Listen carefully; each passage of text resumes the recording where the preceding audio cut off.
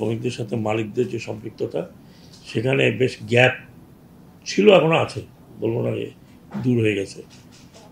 এই গ্যাপটা এবং দূরত্বটা আমরা এই পিরিয়ডটাতে কমাতে যাচ্ছি। শ্রমিকদের এবং শ্রম আইন নিয়ে প্রতিদিনই আমরা কাজ করছি।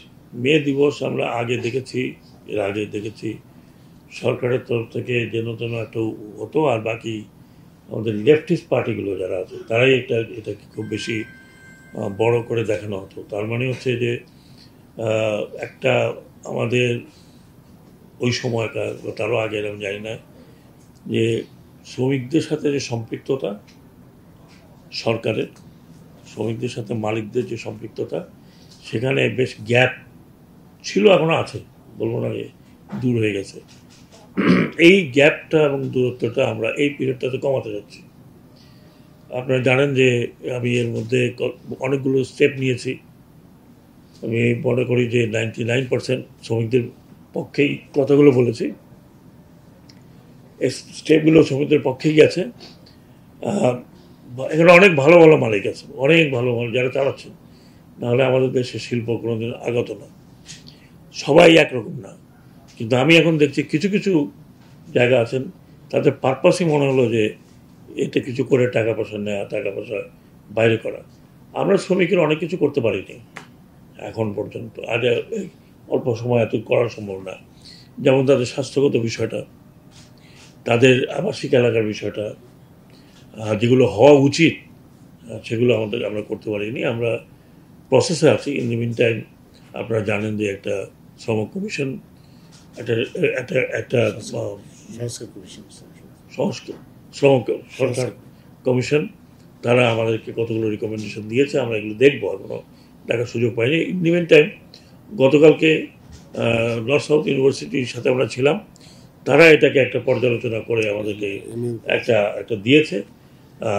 আমি নর্থ সাউথের সাথে একটা এমওইউ করেছি আমাদের মন্ত্রণালয় থেকে, যে তারা আমাদের রিসার্চ ওয়ার্কটা করবে, যা কীভাবে শ্রমিকের বিষয়টিকে বা আমাদের দেশের শিল্পাঞ্চল সে এলাকাতে শ্রমিকের বিভিন্ন আঙ্গিকে কি করা যায় এবং কিভাবে করা যায়।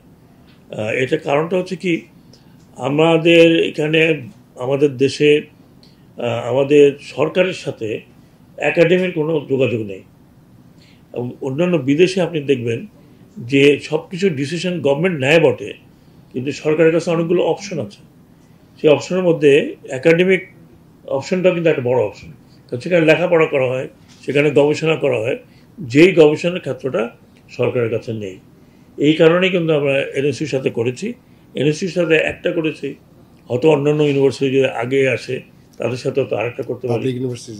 তো আমরা এখন প্রাইভেট ইউনিভার্সিটির সাথে করেছি, পাবলিক ইউনিভার্সিটি যদি আসে তাদের সাথেও আমরা এরই অনেক আঙ্গিকগুলো আমরা করতে পারি। তো প্রচেষ্টা হচ্ছে যে অন্তত আমি এখানে আসার পরের থেকে যে শ্রমিকদের মান উন্নয়নটা কীভাবে করা যায়, কিন্তু প্রতিদিনই যে সমস্যা ফেস করি এই সমস্যা সলভ করতে করতে দিন চলে যায়। স্বাস্থ্যকর অল টাইম হানিকম, সব সময় অল টাইম হেলদি লাইফ। বাকিটা চিন্তা ভাবনা করার সময় আমি পাচ্ছি না। প্রতিদিন এই ম্যাক্সিমকো গেলে 12টা গেলে 6টা, এই তো চলতেছে। তো আমি শ্রমিকবাদের উদ্দেশ্য এটা বলবো যে মে দিবস করার উদ্দেশ্যটা খালি সেলিব্রেশন না, এটা আপনারা যাতে আমাদের সাথে এবং মালিকদের সাথে মিক্স আপ করতে পারেন, যেটা সচিব বলেছেন যে এটা ঈদ তাদের জন্য। এটা ঈদ আমরা যতটুকু করেছি। ডিস্ট্রিক্ট লেভেলে যেখানে যেখানে আপনার কলকারখানা আছে সেখানে একটু বড় করে হবে, যাদের নাই তারা অত সীমিত থাকবে আলোচনার মাধ্যমে।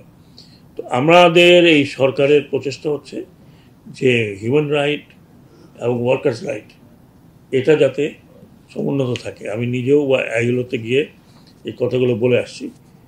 আগামীতে জুন মাসে আইএলও হবে, সেখানে আমরা রিএড করবো। এর মধ্যে হয়তো আইএলও থেকে লোকজন আসবে। আমরা প্রতিনিয়তই কিন্তু এই শ্রমিকদের এবং শ্রম আইন নিয়ে প্রতিদিনই আমরা কাজ করছি।